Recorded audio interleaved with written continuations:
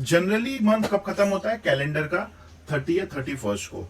But trading line में जो month खत्म होता है वो एक्सपायरी के साथ में खत्म होता है। सो आज की एक्सपायरी के साथ में ये मंथ खत्म होता है। अब स्टार्ट होगा जून का मंथ। जो डेरिवेटिव्स में ट्रेड करता है वो बहुत अच्छे से रिलेट कर पाएगा मैं क्या कहना चाह रहा हूँ। ठीक है। सो इसमें अगर आप देखो कितने मंथ की ट्रेड में हमने जो स्ट्रेटेजी आपको प्रोवाइड की थी, अगर आप टेलीग्राम पे हो तो आप देख सकते हो कि सारी की सारी जो है प्योरली जो है फ्यूचर कैलेंडर स्प्लिट मैंने प्रोवाइड की थी, जिसमें सब देख सकते हो हार्डली 4 ट्रेड लॉस में है 13 ट्रेड में से। दैट मीन्स कि 9 trades are in profitable trade. So approx में अगर मैं बोलूँ कि 14 ट्रेड्स है, 13 ट्रेड है, 30% लॉस में 70% प्रॉफिटेबल है। दैट मीन्स कि 70% सक्सेस रेशियो के साथ में हमने, ऐसे तो देखा जाए तो एट टाइम 7 ट्रेड्स ओपन थे 1.54, बट एग्जीक्यूशन के टाइम पे 2 लाख रुपीज बफर चाहिए रहता है, तो हम 5 लाख रुपीज कैपिटल कंसिडर कर रहे हैं कि 5 लाख कैपिटल के हिसाब से ये स्ट्रेटेजी एग्जीक्यूट कर सकते थे। अगर 5 लाख के हिसाब से अगर देखोगे तो 20,000 ग्रॉस प्रॉफिट बनाते हैं। इसका सबसे बड़ा प्रॉब्लम है ब्रोकरेजेस, और ये ब्रोकरेजेस अभी इंक्रीज होने की वजह से ये प्रॉब्लम क्रिएट हो रहा है। अदरवाइज जो ये 10,000 था वो आपको दिखता 6,000, 7,000 या 8,000 के आसपास में, बट अभी जो दिख रहा है आपको काफी 10,000, जो ऑलमोस्ट हाफ, प्रॉफिट का हाफ। सोच सकते हो ये सबसे बड़ा प्रॉब्लम है। लेकिन सोचो प्रॉफिट का हाफ होने के बाद भी आप प्रॉफिटेबल ट्रेड बना के जा रहे हो। 1.54 लाख के हिसाब से अगर मैं पकड़ूं तो 8% होता है, बट ठीक है 5 लाख हम कंसिडर करते हैं बिकॉज एग्जीक्यूशन के टाइम पे 5 लाख तो चाहिए ही। तो उस पॉइंट ऑफ व्यू से देखोगे तो 2% का आप net net after brokerage and taxes बना सकते थे। अगर मैं एनुलाइज करूं तो 23.68, विच इज सो गुड। मतलब 23.68 मैं बोलूं एनुलाइज तो सबसे बेस्ट है। और ये बताऊं एकदम वर्स्ट केस में ये बन रहा है, और ये सब की एक्सप्लेनेशन मैंने यूट्यूब पे दी हुई है, आप देख सकते हो। तो जैसे कि एक्सपायरी है और आप देखोगे सारी ट्रेड जो है एक दिन पहले, एक्सपायरी के एक दिन पहले मैंने क्लोज कर दी। उसके बारे में डिस्कस करेंगे, सारी एक्सपायरी एक दिन पे पहले क्यों क्लोज करी, क्या रीजन है, वो सारी चीजें। ठीक है। और मैं आपको बता दूं ये जो स्ट्रेटेजीज है आप देख सकते हो क्लोज ट्रेड्स में आपको स्टार्ट टू एंड दिख जाएगा, एंट्री प्राइसेस, एग्जिट प्राइसेस, जो सारा टेलीग्राम में मैंने पोस्ट करके रखा हुआ है। तो अगर आप टेलीग्राम पे नहीं हो, लिंक डिस्क्रिप्शन में आप ज्वाइन कर सकते हो। अदरवाइज आप देख सकते हो ये सारी ट्रेड्स जो है विथ एंट्री एग्जिट प्राइस के साथ में यहाँ पे पोस्ट है। ठीक है। सो अभी यहाँ पे जो पीएनएल समरी है उसका तो डिस्कशन कर लिए। अब हम डिस्कस करेंगे कि एक्सपायरी के एक दिन ऐसा क्यों है ट्रेड क्लोज कर देना चाहिए। मैं वो आपको रीजन बताता हूँ क्या क्या रीजन है। ठीक है। एक्सपायरी के दिन फ्यूचर में तो ट्रेड लेना नहीं है, या फ्यूचर में या कोई भी डेरिवेटिव्स में। रीजन क्या है मैं बताता हूँ। ठीक है। मैं पहला मेंशन करता हूँ व्हाई वी शुड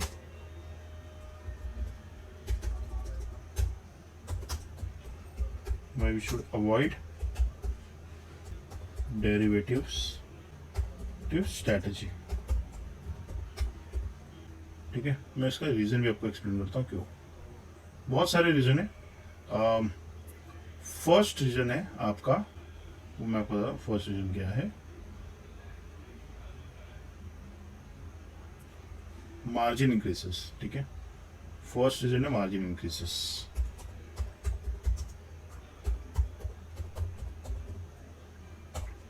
ठीक है। सेकंड क्या है, सेकंड उसकी वजह से क्या होता है, मार्जिन इंक्रीज क्यों होता है वो मैं आपको बताता हूँ।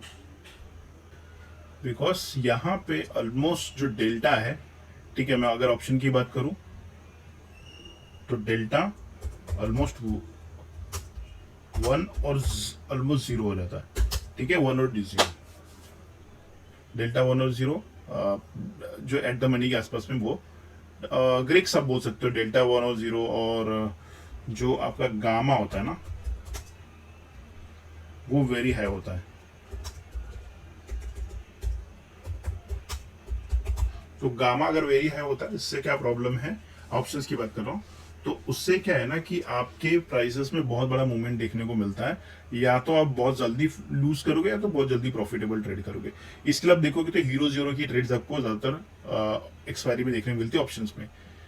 लेकिन इसमें अगर फ्यूचर्स में मैं बात करूं तो almost zero cost of carry. तो जब जीरो कॉस्ट ऑफ कैरी है तो ट्रेड करने का कोई मतलब ही नहीं है। ये जब जीरो कॉस्ट ऑफ कैरी होता है तो उस केसेस में आपके पास ऐसी कोई भी स्ट्रेटेजी नहीं होती जिससे आप मिस प्राइसिंग का बेनिफिट उठा पाओ। ठीक है, सो मैं अगर बताऊं यहां पे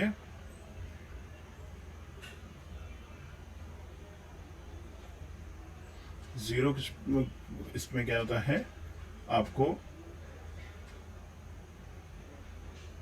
जीरो इनएफिशिएंट मार्केट, इसकी वजह से क्या होता है, जीरो इनएफिशिएंट मार्केट हो जाता है।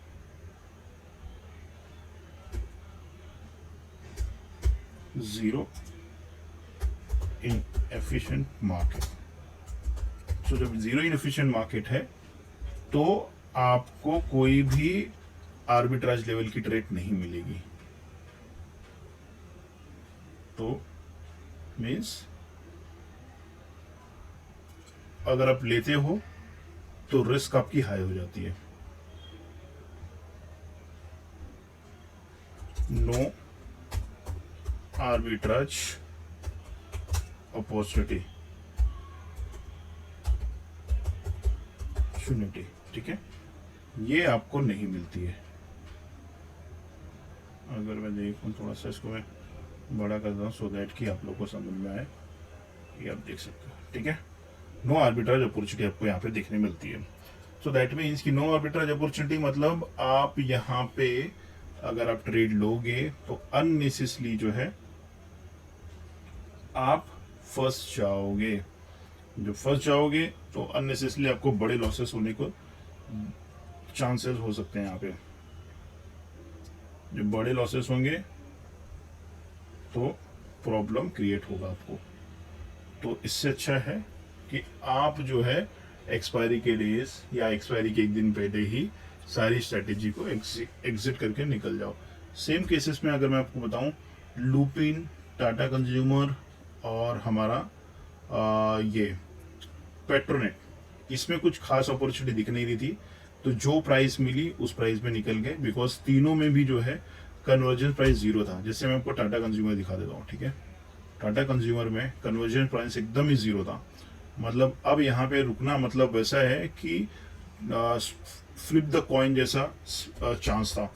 तो ऐसे सिचुएशन में जब मैथ्स अगर वर्क नहीं कर रहा है, सिंपल चीज़ें हैं, मार्केट से निकल जाओ, ज़्यादा सोचना नहीं है। ज़्यादा सोचोगे तो प्रॉब्लम है। जितना प्रॉफिट जितना लॉस मिल रहा है लेके निकल जाओ। हो सकता है कि आपको बाद में प्रॉफिट हो सकता है, बट कोई मतलब नहीं। आप देख सकते हो आज 25, मतलब कि एक दिन पहले 25 को आप देख सकते हो, जीरो जीरो इनएफिशिएंट मार्केट। कोई एक दिन पहले देखो कितना था, 7 रुपीज का बैकवर्डेशन था, मतलब कि 7 रुपीज डिस्काउंट में चल रहा था। अब देखो क्या चल रहा है। ठीक है, तो आप देख सकते हो कि सीधा सीधा जो है आपका पूरा का पूरा खत्म हो गया। तो ऐसे केसेस में हम सिंपल सीधा एग्जिट लेके निकल जाते हैं। ये टाटा कंज्यूमर का दिखा दिया मैंने, आपको सेम पेट्रोनेट का भी दिखा देता हूं। ठीक है,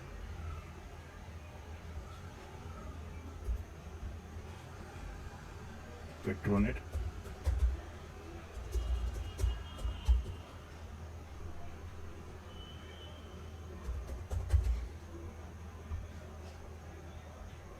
देख सकते हो ऑलमोस्ट खत्म हो गया।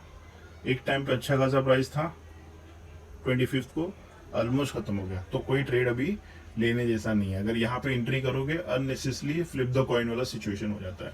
तो एक्सपायरी के साथ में ये आप देख सकते हो क्यों हम अवॉइड करेंगे derivative strategy at the time of expiry. ठीक है, वो मैं मेंशन कर देता हूँ ड्यूरिंग एक्सपायरी, क्योंकि मार्जिन इंक्रीज होता है फर्स्ट। सेकेंड, आपका अगर ऑप्शंस में है तो गामा बहुत ज़्यादा हाई हो जाता है। यहाँ पे इधर आपके फेवर में बहुत फास्ट आता है, इधर आपके अगेंस्ट में बहुत फास्ट आता है। तो ऐसे सिचुएशंस में आपको ट्रेड अवॉइड करने हैं। ऑप्शंस में कर सकते हो, उसकी बहुत सारी स्ट्रेटेजीज हैं, बड़ा ऑब्वियस कर सकते हो, बट फ्यूचर्स तो बिल्कुल ही अवॉइड करो। तो अगर आप देखोगे तो ये मेरा प्रोफाइल है, जिसमें आप देख सकते हो कि ये मैंने तीनों के तीनों जो है एक्सप्लेन किया है कि क्यों ट्रेड जो है लॉस में एग्जिट हुए, प्रॉफिट में लोग एग्जिट हुए, आप देख सकते हो।